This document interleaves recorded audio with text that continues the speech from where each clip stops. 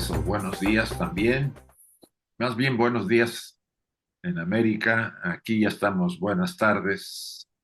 Aunque aquí el día se alarga hasta las 10 de la noche, ¿no? Ahí tenemos sol hasta muy tarde.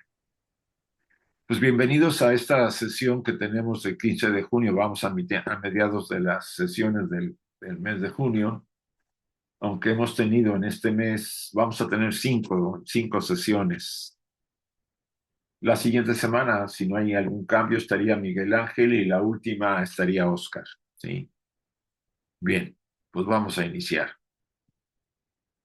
No vamos a hacer la dedicación.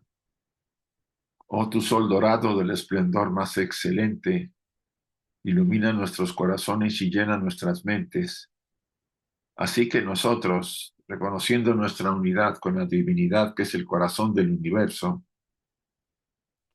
podamos ver el camino a nuestros pies y llevar nuestros corazones y nuestras mentes a esos distantes objetivos de perfección, estimulados por tu propia luz radiante.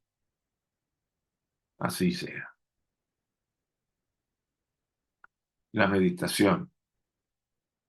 Oh Pushan, oh sustentador de todo, abre los labios de la verdad ahora ocultos bajo áureo velo, para que los devotos de la verdad podamos ver.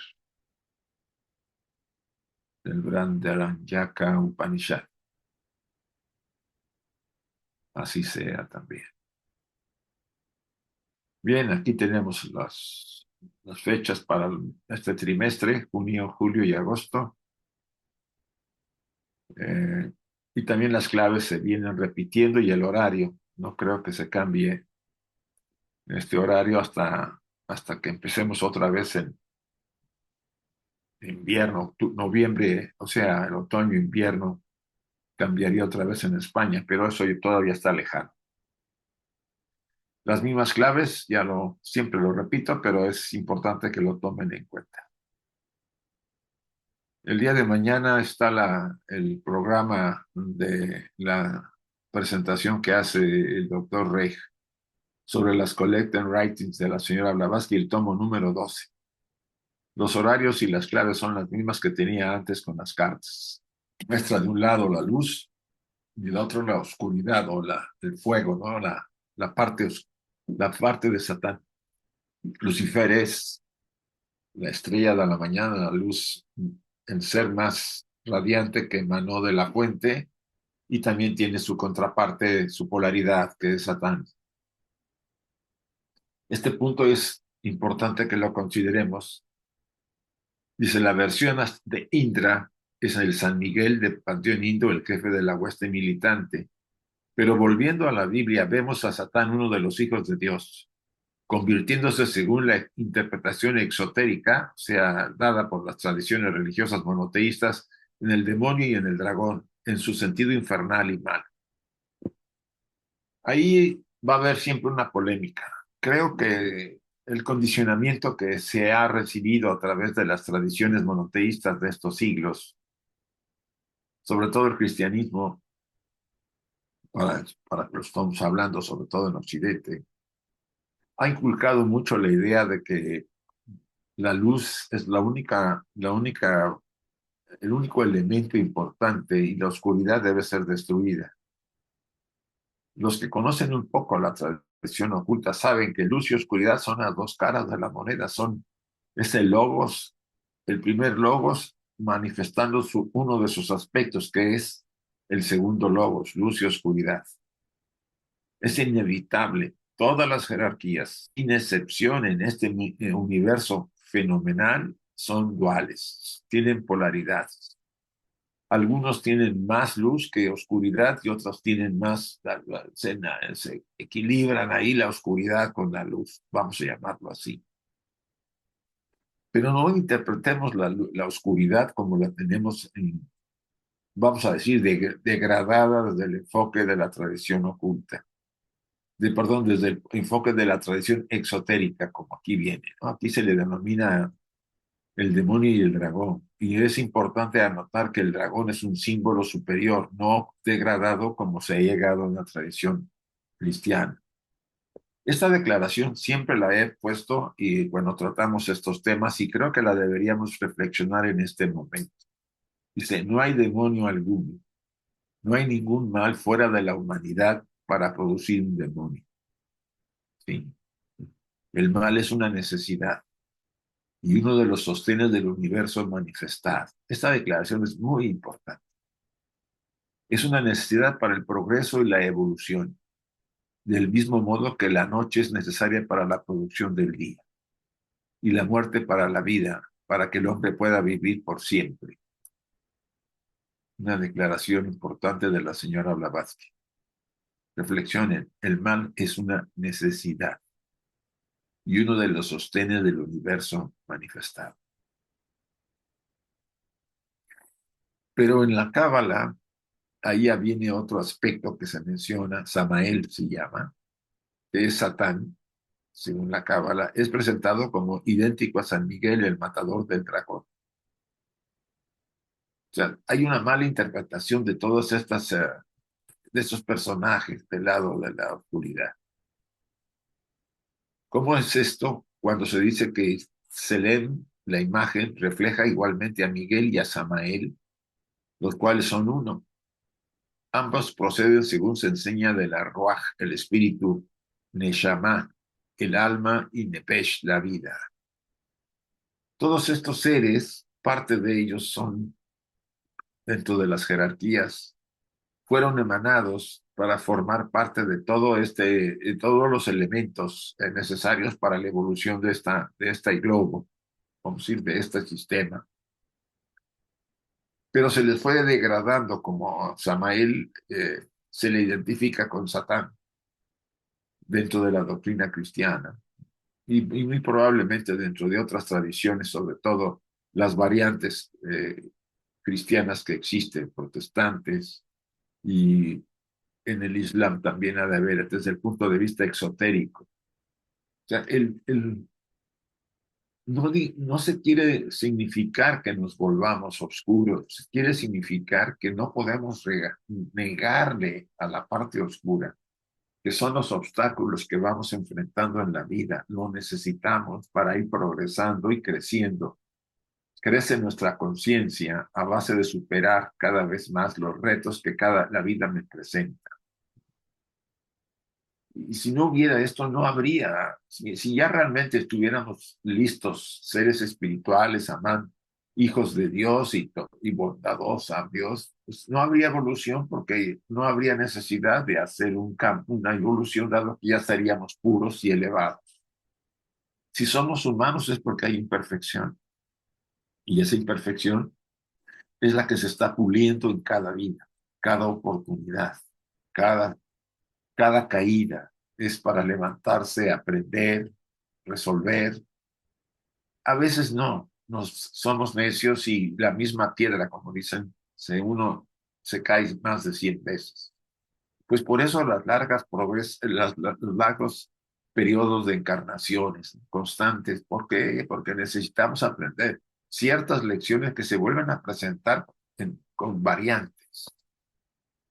Si lo viéramos de una manera tan clara como nos dice la enseñanza oculta, quizá nuestros conceptos serían diferentes. Yo ayer escuchaba a Catalina de, de la India, de Adyar, presentar su tema en la federación. Me gustó mucho el tema porque la manera en que lo presentó fue directo y sencillo. Pero por supuesto en las preguntas surgieron, eh, es cierto que tenemos conocimiento de la enseñanza, pero es muy difícil aplicarla. Hay muchas, es que a nadie le nos dijeron cuando venimos que iba a ser fácil la vida, y creo que lo tienen ustedes en cuenta. Para nadie. Los grados de madurez de cada ser humano, el grado de evolución que tiene, le permite, nadie niega que sea sencillo subir la montaña de la realización, ¿no? O de ser un verdadero ser humano, convertirnos en lo que somos verdaderamente y no, como decía el doctor Jung, entramos como originales y salimos como copias. Y eso es lo que es fatal para nuestro desarrollo, no ser nosotros mismos. Pero para eso hay que llevar a cabo todo un proceso de autoconocimiento y de honesta y verdadera y sencilla percepción de mis debilidades, e ir aceptándolas, reconociéndolas y aceptándolas e ir trabajándolas. Y esa es la experiencia que insistió Catalina, que debemos aplicar al conocimiento teosófico. En el libro de los números caldeo, Samael es la sabiduría escondida, oculta, y Miguel la sabiduría terrestre superior, emanando ambas de la misma fuente, pero divergiendo a su salida del alma del mundo. Una parte es la enseñanza de Samael oculta y otra parte la enseñanza que da Miguel en su momento hacia el mundo, la parte, digamos, exotérica del conocimiento, la cual sobre la tierra es Mahat, el entendimiento intelectual, la racional, Manas, el asiento de la inteligencia. O sea, las dos diferencias que aquí marca la señora Blavatsky en las dos imágenes que tenemos de Samael y Miguel, ambos de alguna manera muy relacionados, pero uno con un libre albedrío muy grande, que es Samael. En cambio, Miguel estaba muy sometido a las fuerzas, a las divinidades que dirigían en ese momento el concepto de evolución. La independencia de Samael quizá fue considerada por el cristianismo como algo negativo. Bien lo que explica más adelante. Divergen porque el uno, Miguel, es influido por Neshamat, mientras que el otro, Samael, permanece no influido. Samael no es influido, en cambio Miguel sí, influido por ciertas fuerzas. Sí. Esta doctrina fue pervertida por el espíritu dogmático de la Iglesia cristiana que, aborreciendo el espíritu independiente, no influido por la forma externa y por lo tanto tampoco por el dogma, convirtió a Samael Satán, el más sabio y espiritual de todos los espíritus, en el adversario de Dios antropomórfico y del hombre físico sensual, el demonio. Este punto es importante. O sea, analicémoslo. Veamos, bueno, quiero repetir otra vez este pasaje que es importante. Tanto Miguel como Samael divergen, dos de los seres superiores hablando de las jerarquías divinas. Miguel es influido por Neshama, una de las fuerzas importantes en este universo. En cambio, Samael permanece no influido. Él es el responsable del conocimiento oculto, en cambio de Miguel de la racionalidad, del conocimiento intelectual. Esta doctrina fue pervertida y ese es el tema. La iglesia pervirtió, no le gustó, como dice aquí la señora Blavatsky, aborrecía el espíritu independiente de Samael, no influido por la forma externa, por la parte personal, y tanto tampoco por el dogma. Convirtió a Samael en Satán, el más sabio y espiritual de todos los espíritus, en el adversario de Dios antropomórfico y del hombre físico sensual, el demonio. Esto es para que ustedes calibren lo que en algún momento las tradiciones religiosas, cuando me hablo sobre las tradiciones religiosas, por favor, no me refiero a la esencia y a la enseñanza transformadora, me refiero a las estructuras humanas, porque esto fue hecho en los concilios famosos, que hubo bastantes desde que empezó el cristianismo a formarse, y ahí fueron influidas por varios grupos y personajes la estructura del dogma que se formó. El origen del mito satánico. Estamos entrando a un nuevo subcapítulo dentro de esta parte final de antropogénesis. Todavía estoy valorando la cantidad de tiempo que nos lleva, pero todavía nos llevará, yo creo que fácil este mes y parte del mes de julio, ¿sí? Quizá no, también julio completo. Ya nos necesitamos. Para agosto ya estaríamos viendo la temática que hemos estado comentando de volver a entrar al premio de la doctrina secreta y ayudarnos a verlo desde el complemento. Para mí lo es un complemento de la mecánica cuántica. Yo creo que puede ayudarnos muchísimo, sobre todo para entender los mecanismos del conocimiento. Bien, el origen del mito satánico. Profundicemos aún más en esta creación de las fantasías patrísticas, o sea, de las iglesias, de los padres de la iglesia, y busquemos su prototipo entre los paganos. El origen del nuevo mito satánico es fácil de encontrar. La tradición del dragón y del sol tiene ecos en todas partes del mundo, tanto en las regiones civilizadas como en las semisalvajes. O sea, lo que hizo el cristianismo y en realidad algunas otras tradiciones religiosas fue que, basándose en las tradiciones, porque muchos de los padres de la iglesia habían sido antiguos iniciados en los misterios paganos, se convierten y pasan a formar parte de la base del cristianismo. Por ejemplo, Orígenes, que todavía siguió hablando de la metempsicosis o la reencarnación. Ellos, de alguna forma, transmitieron ciertas enseñanzas profundas y sabias, pero en los concilios, debido a la adaptación que tenía que hacerse para tener un dogma manejable, ortodoxo, con suficiente fuerza, que no podemos negar que tras la aparente acción de los seres humanos por la búsqueda de tener una posición o poder, en las primitivas iglesias sabemos algo de las cosas que ocurrieron, la persecución ahora de los paganos y los primeros cristianos eran muy superficiales, había habido cambios, todo eso pues fue utilizado y modificó mucho la base de por ejemplo, los ebionitas o los pobres de Dios, que eran los primeros devotos cristianos, pues vivían una vida humilde y modesta. No había riqueza, sí. Pero en cambio empezaron las modificaciones y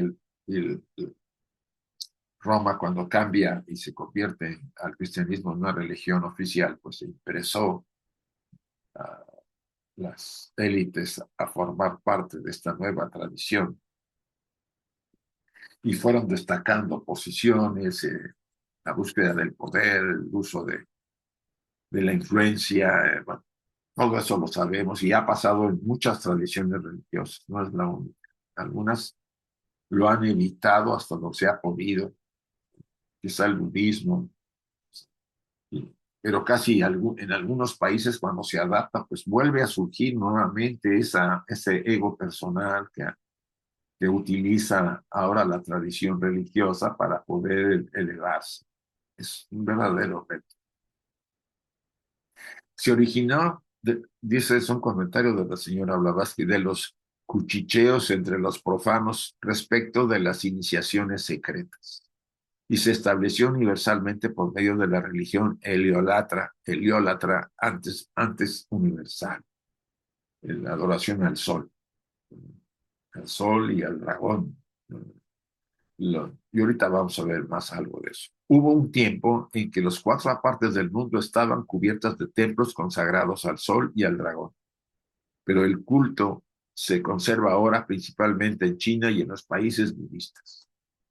El dragón nunca ha sido considerado en la antigüedad como algo negativo, sino al contrario, fuerzas importantes que se derramaron sobre la humanidad, sobre la evolución humana. Eran símbolos que deberían ser interpretados. ¿Sí? Nadie puede negar que podría haber habido interpretado el dragón como una hueste angélica que mostraba luz y también mostraba oscuridad. Eso era obvio. Nada está fuera de esa polaridad de este universo. Por ejemplo, Bel y el dragón estando uniformemente unidos y el sacerdote de la religión ofita usando del mismo modo el nombre de su dios. Entre las religiones del pasado en Egipto es donde tenemos que buscar su origen occidental.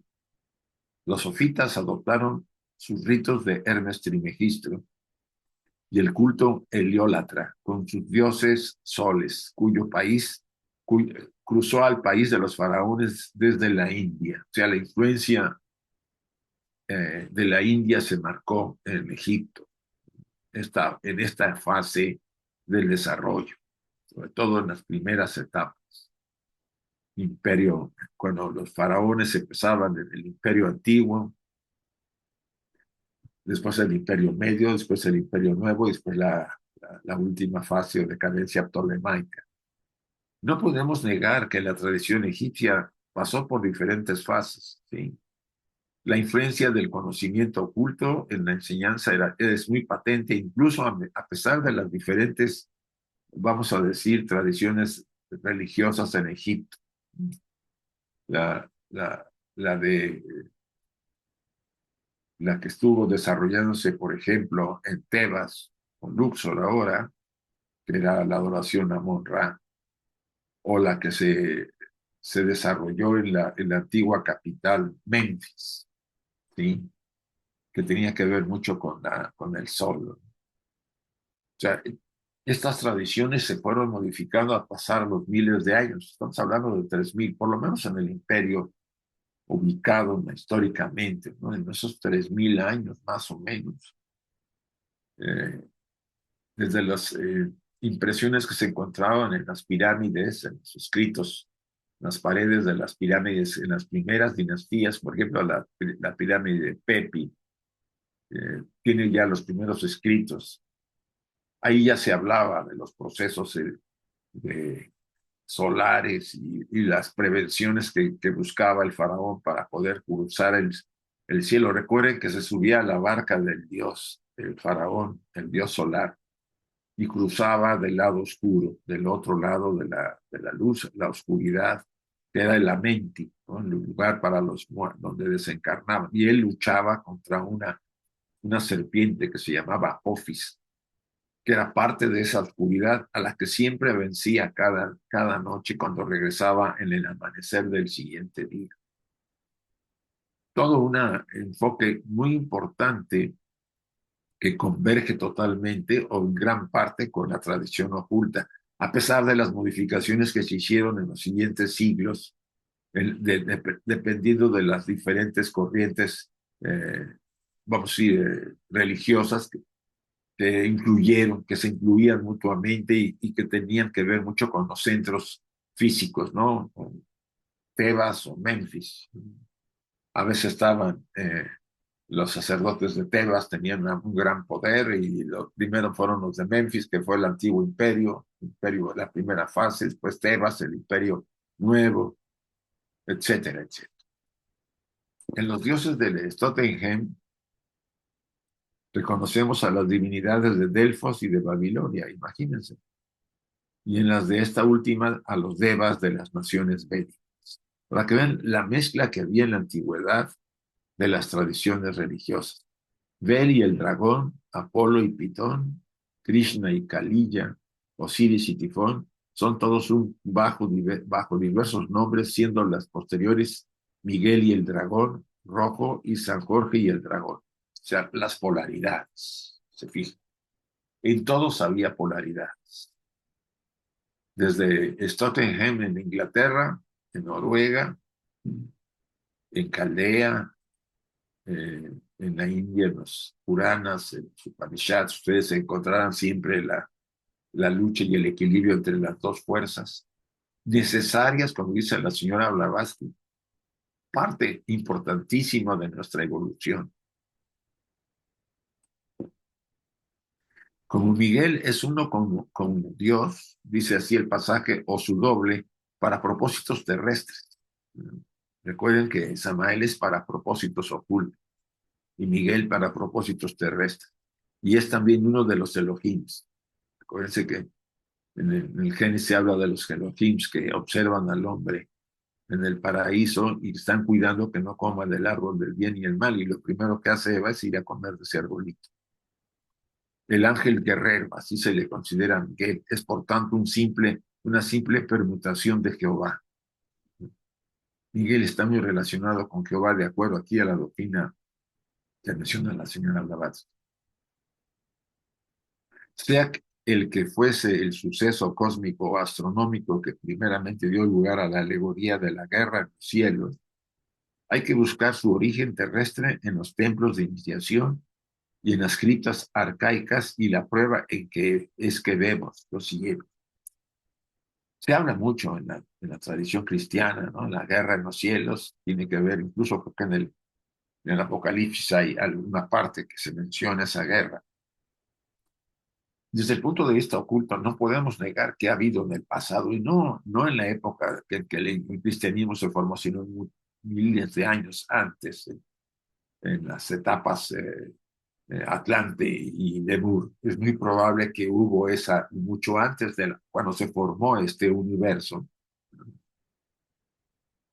que hubo esa lucha entre los diferentes órdenes de seres.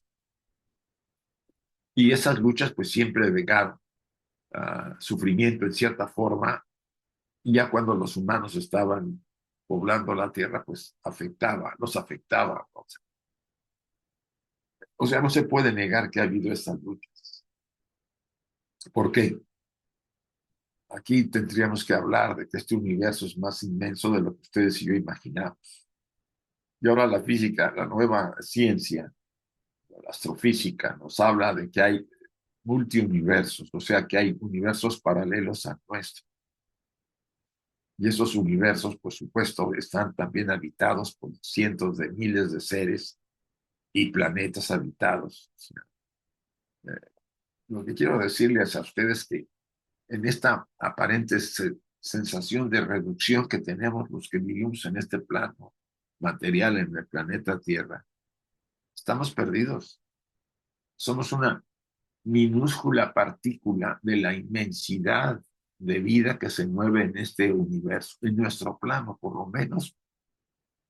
Imagínense los demás subuniversos o universos paralelos al nuestro, que están también llenos de vida y hay evoluciones. Esto es muy importante que sea valorado y considerado. No se puede negar que la guerra en los cielos se pudo haber dado de varias etapas, sobre todo por las polaridades que había en las jerarquías y en los seres. No todos son luz, ni todos son oscuridad. Los de la oscuridad también tienen luz, y los de la luz tienen oscuridad. ¿Sí? Por eso cuando ustedes y yo interpretamos, por ejemplo, una serpiente, la gente dice, no, que es mala, negra. No, no, la serpiente ahí es serpientes de luz y serpientes de oscuridad. La serpiente del paraíso era una serpiente positiva porque nos ayudó a tener la autoconciencia. ¿Eh? O sea, valoremos la polaridad que existe en todo, manifestado en todo. Y no nos vayamos a los extremos, que es lo que es nefasto. Mantengámonos en la zona media, como dice el budismo, el camino medio, ¿sí? Equilibrio entre las dos fuerzas.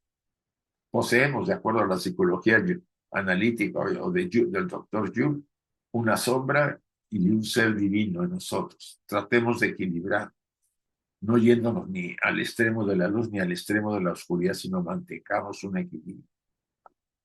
Lo que se trata no es de ser perfectos, sino seres completos. Y los seres completos buscan un equilibrio.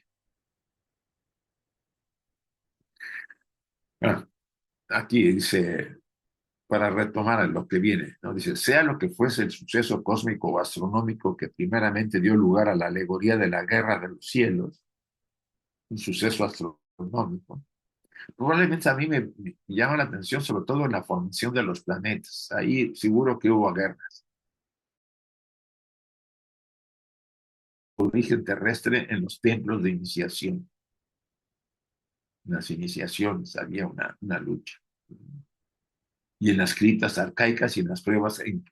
Y la prueba es que vemos, y aquí viene, a los sacerdotes asumiendo el nombre de los dioses a que servían, a quienes servían. B, a los dragones tenidos en toda la antigüedad como símbolos de la inmortalidad y la sabiduría, del conocimiento secreto y de la eternidad. Y C, los hierofantes de Egipto, de Babilonia, y de la India se daban generalmente el nombre de hijos del dragón y de serpientes, corroborando así las enseñanzas de la doctrina secreta. O sea, todos esos elementos que aquí se presentan en esta explicación, si los sacerdotes asumían el nombre de las divinidades a quienes servían. Había más o menos al estar leyendo la literatura, la mítica griega, ¿no? Pues había sacerdotes dedicados a Apolo, sacerdotes dedicados a Hera, sacerdotes dedicados a Osiris o a Isis. O sea, y eso hacía que si había ciertas relaciones entre, por ejemplo, el sacerdocio de Memphis y el sacerdocio de Tebas, pudiera haber en cierta forma luchas que eran interpretadas por los dioses que representaban cada grupo de sacerdotes. ¿Comprendes? En Tebas, Amón, y en Memphis, Ra, que al final se resolvió poniendo los dos juntos, Amón, Ra. ¿Sí? Pero si yo me adjudico ser sacerdote principal, más toda la cantidad de otros sacerdotes que nos ayudan a los servicios ritualísticos de Amón en Tebas, y acumulo poder y mucha riqueza, que era así, porque Tebas llegó a ser una importante, después de Memphis que decayó con el tiempo, pues probablemente los de Memphis envidiaban a los de Tebas, que también se dedicaban en Memphis estaba Ptah, era la divinidad principal, Ra y Ptah. Entonces esa aparente lucha entre ellos se podía ir a haber interpretado como la lucha entre las divinidades. Es una manera de ver. Además que se autodenominaban dragones o serpientes. Había numerosas catacumbas en Egipto y en Caldea, algunas de las cuales eran de gran extensión. Las más célebres de ellas eran las de criptas subterráneas de Tebas y de Memphis. En Memphis hay unas criptas. Ustedes han sabido que los mausoleos donde enterraban a los toros sagrados, ¿sí? Son unas catacumbas inmensas, unas cuevas que hay abajo de toda la zona. Están las pirámides más para allá, cerca de la pirámide escalonada. Toda esa zona, por ahí están las entradas a las catacumbas donde se enterraban a los toros sagrados. Y eran inmensas cuevas que se rodeaban toda esta zona. Otra de las grandes catacumbas fue a los pies de la Esfinge, que originalmente tenía una entrada para las grandes iniciaciones. Bajo la Esfinge se sabe porque se ha hundido una de las garras, se sabe que hay cuevas que te dirigen hasta la gran pirámide por abajo, o sea, etcétera. Se puede hablar de todo eso. Las primeras, principiando en el lado occidental del Nilo, se extendían hacia el desierto de Libia y eran conocidas como las catacumbas o pasajes de las serpientes, o sea, de los sacerdotes. Fíjense esta imagen, es una de las catacumbas que están en Alejandría. Ya tiene influencia griega. Si ustedes ven las serpientes que están a los lados, ¿sí? Por eso las saqué. Del lado derecho, del lado izquierdo, son serpientes de sabiduría, ¿sí? Superioridad, de desarrollo. Y al fondo están las características de la tumba, era una tumba, una catacumba. Esta es una de las, quedan pocas en Alejandría. En realidad, ha sido muy modificada y se hundió parte de la ciudad de Alejandría. Por eso la parte donde se desarrolló, la mayor parte se hundió frente a Alejandría hubo sismos, es una zona sísmica. Y por supuesto, por ejemplo, la tumba de Alejandro el Magno no la encuentras porque es muy probable que esté bajo el mar. ¿Sí? Se ha de haber hundido o está en la ciudad, pero está tan construida inmensamente que es imposible, porque tienen que tirar edificios y eso creo que en Egipto no se vale. Allí era donde se ejecutaban los sagrados misterios de Culo, Culoanaques, el ciclo inevitable, conocido más generalmente por el círculo de la necesidad, el destino inexorable impuesto a toda alma después de la muerte corporal, una vez juzgada en la región de la mente. Todos teníamos que pasar por ese. Realmente muchas de las ceremonias, los sagrados misterios que se llevaban a cabo tenían que ver con nuestro paso del plano material al plano sutil después de la muerte y a los procesos posteriores de reencarnación. Esta parte es, miren, que le voy a dedicar voy a tener el día 5 de julio, sí, 5 de julio, creo que es el domingo, un tema del niño interior, pero voy a dar un enfoque más ocultista. Voy a hablar de entre psicología junguiana y ocultismo, pero más al ocultismo y la importancia de nuestro desarrollo y las fases por las que vamos pasando. Después de regresar de la etapa post-morte, cuando volvemos a encarnar, hay una serie de fases increíbles que ocurren a la vista solamente del alma. Pero bien, repito el pasaje. Allí donde se juntaban los sagrados misterios del Kuklos Anaques, el ciclo inevitable, que no tenemos otra, ¿no? Es un ciclo inevitable, nuestra vida está limitada. Vamos a pensar ahora a los 80, no 85, a lo mejor hasta los 90, pero al final nos vamos, ¿no? Eso es la bendición de ser humano, que no hay límite y no hay eternidad. Y después de un proceso que conocemos bastante, ese es el ciclo inevitable, conocido más generalmente por el ciclo de necesidad, ¿no? De descanso, de purificación, de transformación, etcétera. El destino inexorable impuesto a todos, a toda alma, después de la muerte corporal, una vez juzgada en la región de la mente. Así se le consideraba el más allá en la tradición egipcia, el mente. Todos, sin excepción, enfrentaremos un juicio interno, que es la. Fíjense que hay algo importante, pero no me quiero meter ahorita porque me saldría del tema. Ya lo veremos los que quieran asistir a esa conferencia. En el libro de Bourbon, Botán, aquí probablemente está mal escrito. Yo pensaría que es Quetzalcóatl, ¿sí? La serpiente emplumada, que aquí aparece la imagen al lado izquierdo. El semidios mexicano, que así era considerado, al narrar su expedición, describe un pasaje subterráneo que seguía su curso bajo la tierra y terminaba en la raíz de los cielos, añadiendo que este pasaje era un agujero de serpiente, un agujero de culebra, un agujero de los seres sabios, porque el mito que hay de Quetzalcóatl, él aparece, era un hombre blanco, barbado. Fíjense qué interesante. Aparece mucho antes de la llegada de los españoles, la cultura tolteca, en Tula, ahí donde están los gigantes, las imágenes de piedra de gigantes, ¿no? Se llaman los titanes de Tula.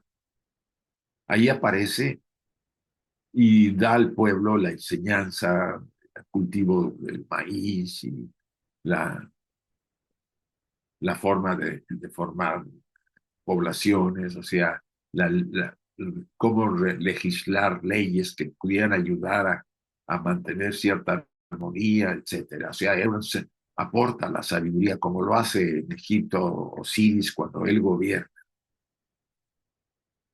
¿Qué ocurre? Que de ahí peregrina, después se habla de él en Teotihuacán, y también se habla en los mayas de este ser. O sea, era un ser sabio, un ser que aportó al desarrollo en esta zona de la antigua población que iba a formar pronto el Imperio Azteca y todos los demás grupos que estaban alrededor de la meseta de México. Un agujero de culebra, un agujero de sabiduría, y que fue él admitido en él porque él mismo era un hijo de las serpientes o sea, una serpiente, un ser sabio. Las serpientes están muy ligadas a la sabiduría, a las fuerzas, a Fohat. Fohat se mueve como una serpiente. Y esa serpiente también la llevamos en la base de nuestra columna, ¿no? El Kundalini famoso.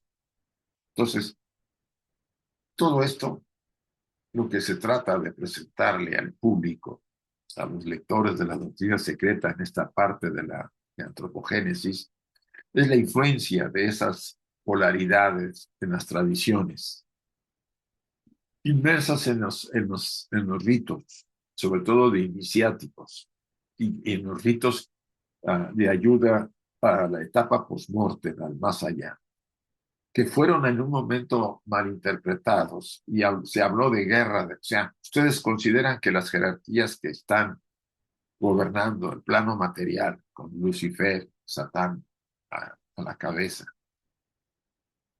fueron despeñadas de las alturas, ¿no? Ellos fueron formados para venir aquí a ayudar a la parte evolutiva material, porque él es el principal, vamos a decir, responsable, en cierta manera, de mantenernos sometidos a la rueda de la vida mientras no cumplamos con las leyes que nos liberan y nos realizan como seres espirituales. Es su responsabilidad.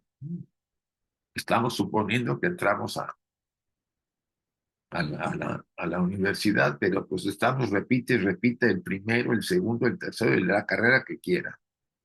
Y él dice, de aquí no salen hasta que acaben. Y esa es la función.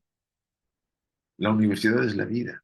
Y los niveles que vamos alcanzando en cada encarnación nos van haciendo. Que no pudiste, pues lo vas a repetir el año y vas a hacerlo ahora de esta manera, porque así no lo aprendiste, ahora vas a ser mujer y vas a hacerlo así, así, así, así. Es muy interesante que lo valoremos de esta forma. Esta fase es importante.